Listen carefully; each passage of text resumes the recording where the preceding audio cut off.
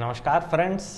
आज डिस्कस करते हैं सोच की बीमारी या जनरलाइज्ड एंजाइटी डिसऑर्डर का ट्रीटमेंट क्या है।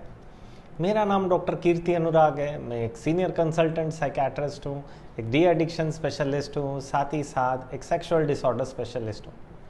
तो सोच की बीमारी में क्या क्या जाता है, तो दो प्रकार का ट्रीटमेंट रहता है। एक होता है एक्यूट मैनेजमेंट, दूसरा होता है मेंटेनेंस। एक्यूट मैनेजमेंट में अभी के जो सिम्टम्स बढ़े हुए हैं उनको घटाना बहुत ज़रूरी रहता है, क्योंकि वो घटने से आपके जो जनरलाइज्ड एंजाइटी के मरीज होते हैं उनमें कॉन्फिडेंस आता है। वो समझते हैं कि ये ट्रीटमेंट काम करता है, क्योंकि वो हमेशा ओवरथिंक करते हैं, हर चीज़ के बारे में डर जाते हैं। कोई भी चीज़, मेडिसिन हो या जूस हो या फिर नया चीज़ उनको करने के लिए बोला जाता है, पहले वो उस पर ओवरथिंक करते हैं कि शायद इससे कोई परेशानी होगी, ये प्रॉब्लम कर देगा। इस प्रकार का सोच उनका रहता है और उनको इमीडिएट रिलीफ चाहिए। अगर हम बोलेंगे कि मेडिसिन को काम करने के लिए 2 से 3 दिन लगेंगे, तो वो बोलेंगे कि नहीं नहीं, ये ट्रीटमेंट हमें चाहिए ही नहीं, तुरंत अभी मेडिसिन लिया मतलब अभी ठीक हो जाना चाहिए, क्योंकि उनका प्रॉब्लम ही वैसा है, चिंता की बीमारी। दूसरा चीज़ हमें समझना है कि ठीक क्या करना है। ठीक हमें पहले ये करना है कि सेरोटोनिन का जो लेवल्स है उसको नॉर्मलाइज करना है, तो हम एसएसआरआई देते हैं। दूसरा है गाबा का जो लेवल्स घटा है उसे बढ़ाता है बेंजोडाइजेपिन दे के। तीसरा चीज़ है नॉरएपिनेफ्रिन लेवल्स जो बढ़ गए हैं उनको घटाना है बीटा ब्लॉकर्स दे के। तो ये 3 प्रकार के मेडिसिन ज़रूरी रहते हैं जो कि आपको दिया जाता है। अब इमीडिएटली क्या दिया जाता है? इमीडिएटली दिया जाता है बेंजोडाइजेपिन्स, ताकि गाबा का लेवल तुरंत बढ़ता है और चीज़ें तुरंत उनको रिलैक्स लगने लगता है, जिससे कि उनका कॉन्फिडेंस आता है। लेकिन ये मरीज़ हमारे पास आने से पहले सालों साल लोकल फिजिशियन या घरेलू डॉक्टर से मेडिसिन या ट्रीटमेंट लेते रहते हैं और उनको पता भी नहीं रहता कि क्या हो रहा है। और जब भी ये प्रॉब्लम होता है लोकल फिजिशियन उनको बेंजोडाइजेपिन्स दे देते हैं।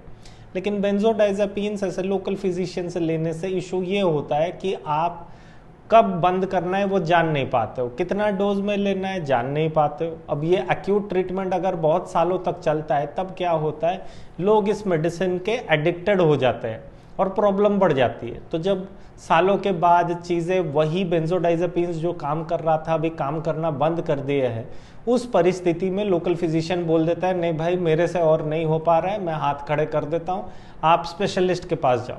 उस समय पे जब आता है और हम बोलते हैं कि हम एसएसआरआई शुरुआत करते हैं, तो मरीज बोलता है कि नहीं नहीं मुझे बस वही मेडिसिन चाहिए।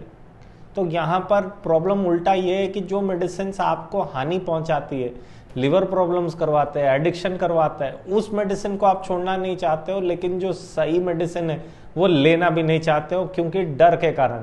क्योंकि आज तक आपका ये डर कभी घटा नहीं है, क्योंकि सही मेडिसिन कभी मिला नहीं है।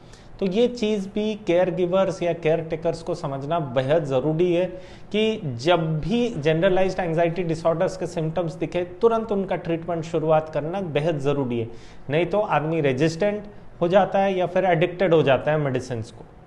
अब लॉन्ग टर्म मेंटेनेंस में हम एसएसआरआईज ज़्यादातर देते हैं, और एसएसआरआईज देने का कारण ये रहता है कि एसएसआरआईज लॉन्ग टर्म में सेरोटोनिन बैलेंस को मेंटेन करते हैं, जिससे कि जनरलाइज्ड एंजाइटी के सिम्टम्स बढ़े ही ना। तो वो भी बेहद ज़रूरी है।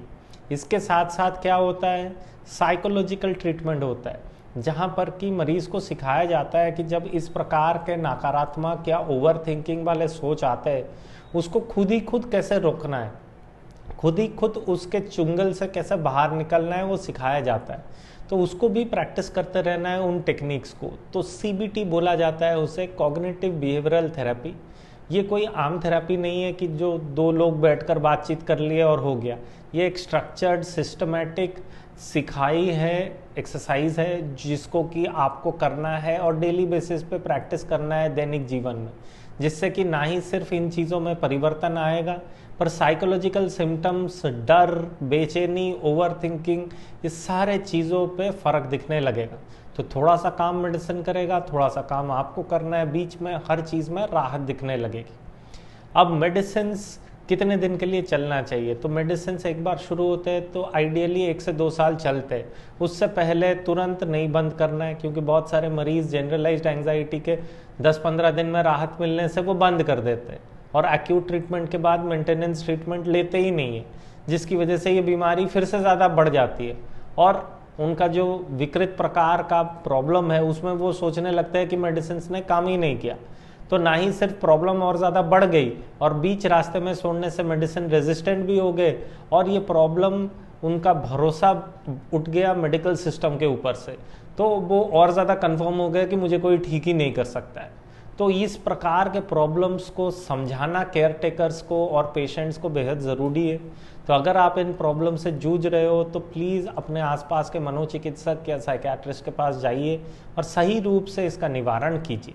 अगर ऐसे कंटेंट आपको अच्छे लगते हैं तो प्लीज़ लाइक और सब्सक्राइब कीजिए, जो कि हमारे चैनल के लिए बेहद ज़रूरी है और बहुत मददगार साबित होता है। और अगर कोई डाउट है जनरलाइज्ड एंग्जाइटी डिसऑर्डर या सोच के बीमारी को लेकर तो प्लीज़ कमेंट बॉक्स में कमेंट कीजिए, ताकि हम उन पर वीडियोस बना सकें या फिर आपको रिप्लाई कर सकें।